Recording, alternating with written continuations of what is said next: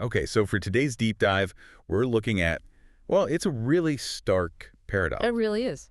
You have Pakistan, a Mm. country that's responsible for, what, less than 1% of global greenhouse gases. Less than 1%. And yet, it's ranked as the fifth most vulnerable nation in the world to climate change. That Hmm. it doesn't seem to add up. And that vulnerability isn't some abstract future threat. I mean, you just have to look at the 2022 floods. Exactly, an almost unbelievable scale. Scientists are very clear that those floods were supercharged by climate change. And the result, over 30 million people were directly impacted. 30 million. A third of the country was, literally underwater. Okay. The economic cost is estimated at over $40 billion. Wow. To put that in perspective, that's like wiping out their entire national budget for health and education for years. So let's dig into the physical mechanics of this, starting with the heat. The extremes, yeah. I mean, that May 2022 heat wave was just brutal. Temperatures hitting 51 degrees Celsius. Unbelievable heat. And what the science tells us is that climate change made an event like that 100 times more likely. 100 times. How does that calculation even work? Well, it's this idea of a baseline shift. The whole system is just warmer to begin with. That 0.5 degree rise since the 1960s might sound small, but it means these anomalies are now baked into the system. And I imagine that heat has a direct knock-on effect on the glaciers. A huge one. The Himalayan glaciers are this dual system. On one hand, they're a lifeline. For fresh water for agriculture. Exactly. They support high-value crops like cherries and apricots, and they reflect solar heat back into space, which helps keep the planet cool. But on the other hand, The melting rate is now unprecedented, so you get these massive, incredibly dangerous meltwater floods. like what happened in Shishbare in 2020, they had to evacuate an entire village. That's the one, Hassanabad village. And it's that unpredictability. You swing from extreme drought to these catastrophic floods. It's almost impossible to manage. And this threat isn't just in the mountains. It extends right down to the coast. Right, because the sea is rising too. While the global average is one thing, for the South Asia region, projections are closer to a 0.7-meter rise by 2100, Which puts the Indus River Delta directly in the line of fire. a vital ecological hub. And we're already seeing the human cost.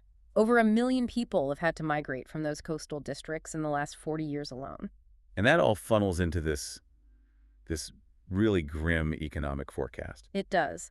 The combined risk from all these events is projected to slash Pakistan's GDP by 18 to 20% by 2050. 18 to 20%. For a country where the poverty rate is already over 50%. It just stops any progress dead in its tracks. Completely. And that's the big picture. On the ground, it's about food. Of course, food security. Major crop yields like wheat and rice are expected to decrease significantly, and we saw just this year, didn't we, with the oranges? The orange shortage, yeah. A 35% drop in citrus production, that's not a future model. That's happening right now. So with that kind of devastation, people are forced to move. The migration numbers are huge. Experts expect something like 20% of the population will eventually move to major cities. Some estimates say 20 million have already moved since 2010. Can the cities even cope with that? It's an immense strain on resources, on infrastructure, a national security stressor. But, there have been some significant policy responses. Yeah.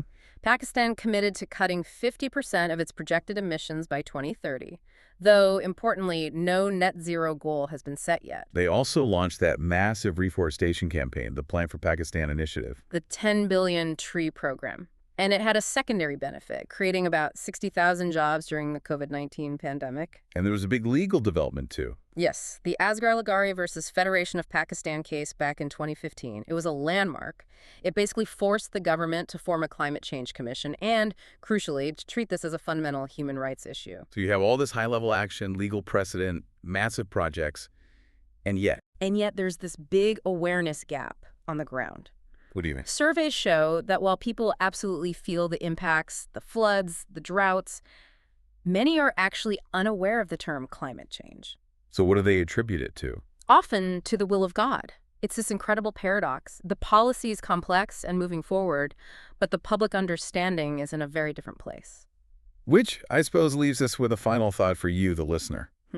If a country that contributes so little to the problem faces this level of catastrophe, I mean, environmental, economic, a mass migration crisis. Everything happening at once. Yeah, everything. What does that imply for the global distribution of responsibility? It really forces you to ask who should be bearing the heaviest burden and whether the aid being provided is anywhere near the scale of the disaster.